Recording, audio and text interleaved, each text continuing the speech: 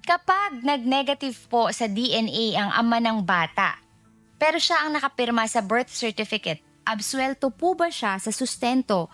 Pwede po bang kasuhan ang nanay sa panloloko dahil pinalabas na anak kung nung kinakasama niya ang bata kahit hindi naman?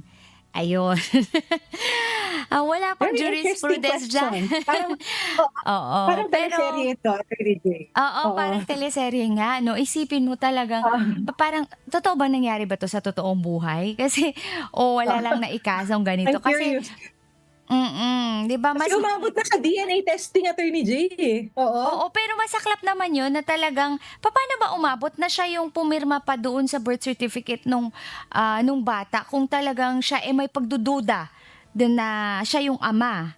'Di ba kasi sa unang-una sa lahat kung ikaw, may pagdududa Mm. na ikaw yung Hmm. ama nung bata, dapat, hindi ka na pumirma doon sa birth certificate. But be that as it may, kung talagang nakapirma ka at ikaw, 'di ba, nagsusustento na, puwede mo naman you can take actually you can take legal action against doon Yes. sa nanay, 'di ba, Attorney M? Yes, oo, tama 'yun. Kasi ang 'di ba, Attorney J, kahit nga yung action for support, hindi ba, Attorney J, meron kasi tayong tinatawag na provisional remedy. Halimbawa, may action for support tapos yun nga yung tatay nakapirma, kahit hindi pa napapatunayan halimbawa na siya yung tatay, pero puwedeng, i-require na siya ng court na siya yung siya na kaagad yung magbigay ng support.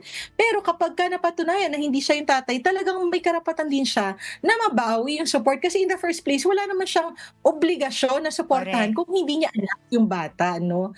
So, oo. alam mo, Attorney J, ha, I don't know how you will respond to this, pero may mga kilala akong lalaki na Mm. halimbawa alam naman nila na hindi nila anak yung bata, pero gusto nilang panagutan, 'no, dahil gano'n nila Oo, kamahal oo yung babae. naman. Meron pa Papayag namang sila, mga gano'n, 'di mga ba? bihirang Oo. nilalang.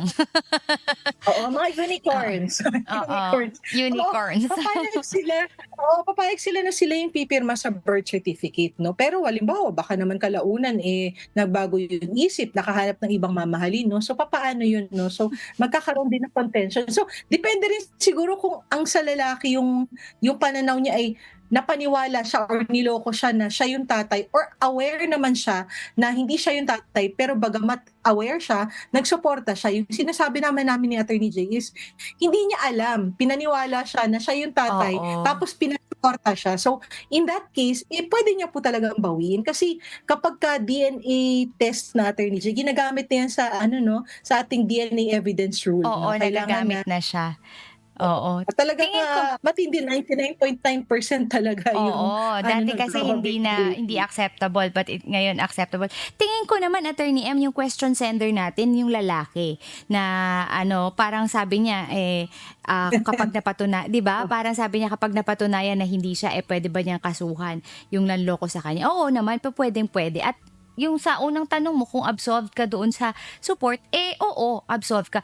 Do'n naman sa Yes, babaeng definitely. nagpapaniwala, 'wag naman gano'n. Grabe naman 'yun, 'di ba? Oo. Papaangkin mo sa iba yung batang hindi naman siya yung bata na hindi naman dun sa tatay niya, 'di ba, Attorney M? Tapos pagsusuportahin mo Mm. pa, napaka ano naman nun, walang konsensya naman masyado. Oo.